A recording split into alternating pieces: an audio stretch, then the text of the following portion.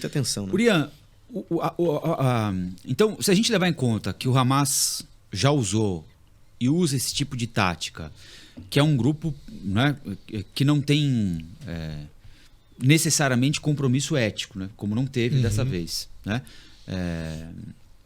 Sabendo do potencial bélico de Israel e da resposta que viria, qual é a intenção do Hamas, né, além de demonstrar poder, de provocar a destruição da faixa de Gaza? Porque acho que até alguém como eu, que acompanha à distância relações internacionais, Oriente Médio, imagina que a resposta de Israel vai ser uma resposta duríssima, né?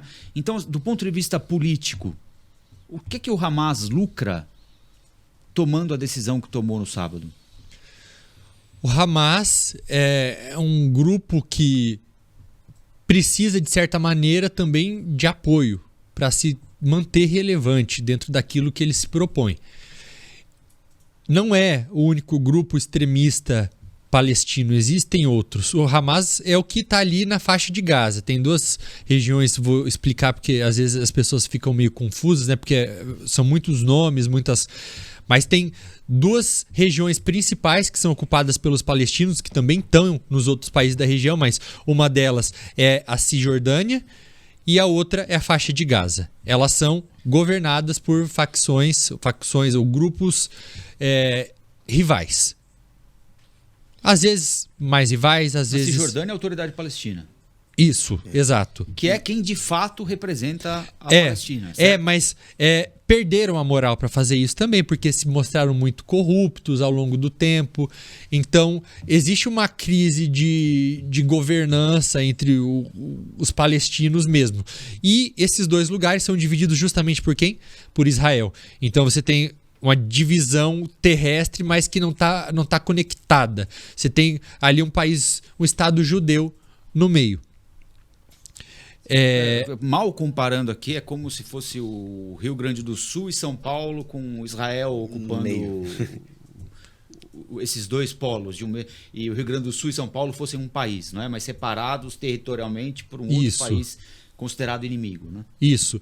E aí você tem também outros grupos dentro da faixa de Gaza que vão competir com o Hamas para quem que vai governar aquilo.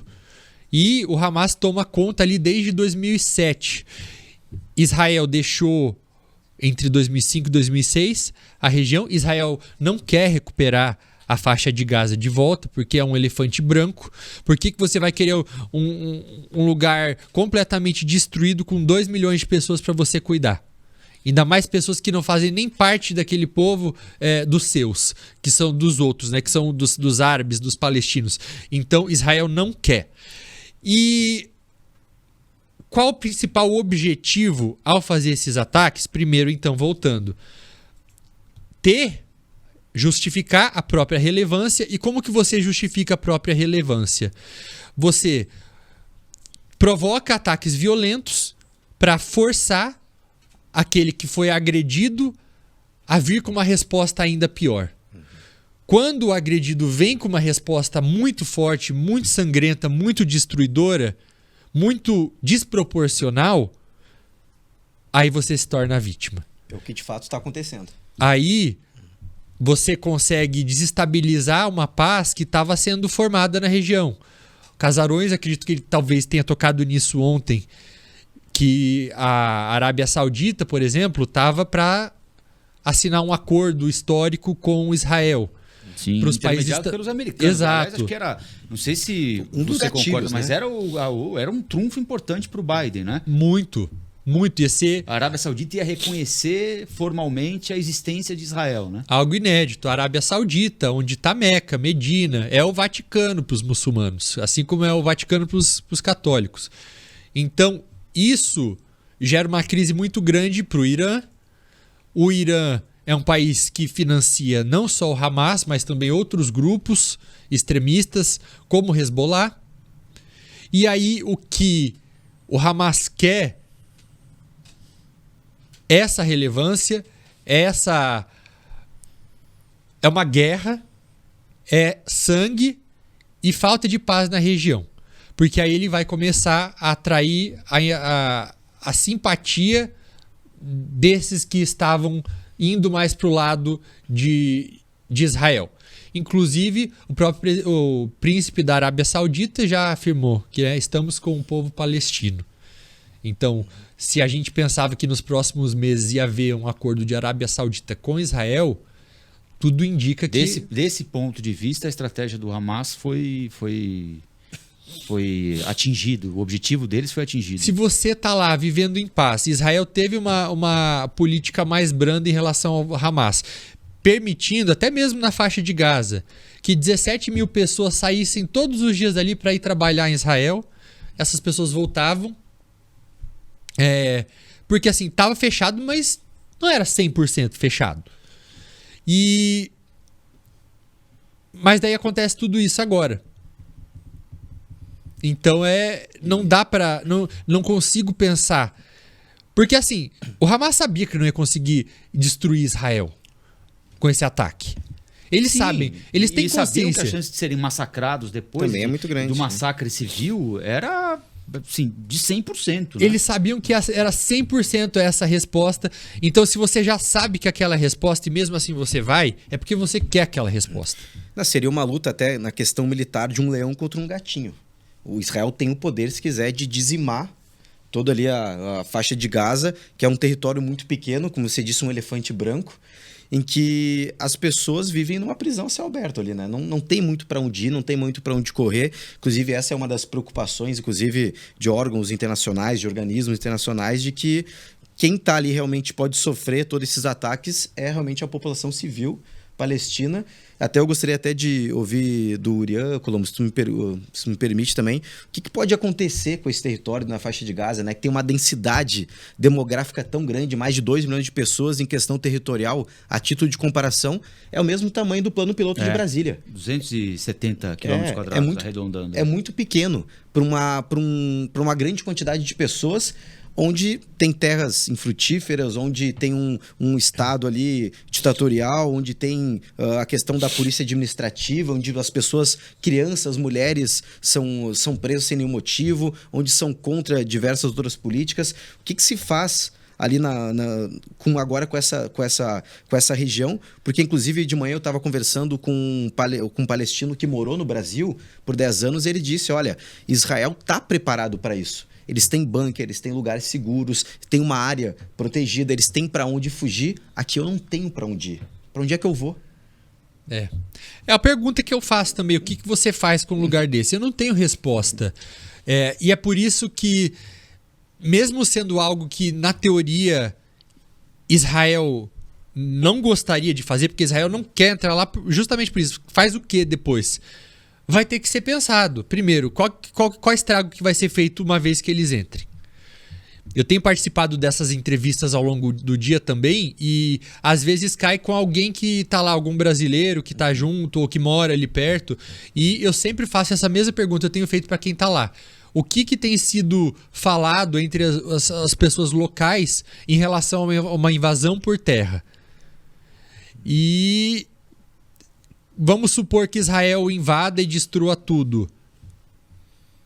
Qual desses outros grupos palestinos Israel passa aí o controle dessa região? E esse grupo vai querer controle de uma região completamente destruída, dependendo de como vai estar? Ontem a gente até... tem muita gente falando nisso, né, Urian? A entrada por terra, ela é um risco, né? Porque que de um jeito ou de outro Israel vai vencer a parada é inevitável. Mas pelo chão, por ser um ambiente tão pequeno, tão restrito, tão adensado, né? É o plano piloto de Brasília, com 2 milhões de pessoas. A gente está falando de um grupo que usa tática de guerrilha, que usa civil como escudo, que vai se passar por civil para atacar soldado israelense, que tem de 120 a 150 reféns na mão, disposto a matar ou morrer. A chance de o exército israelense se meter numa fria, e se meter numa fria não é perder, evidentemente que não, né? Mas ver muito soldado morrer, fazer aquilo demorar mais tempo do que deveria demorar, em determinado momento não conseguir resolver as coisas como e quando esperava resolver. É uma decisão delicada de ser tomada, né? Porque ali você entra num ambiente urbano, por mais que Israel tenha informações, um mapeamento da área, quem conhece cada pequeno buraco daquelas ruas ali é o Hamas, não é o exército israelense. A gente não sabe quais armadilhas foram montadas lá. E algo que eu não tenho ouvido as pessoas fazerem muito é comparar com a guerra na Ucrânia.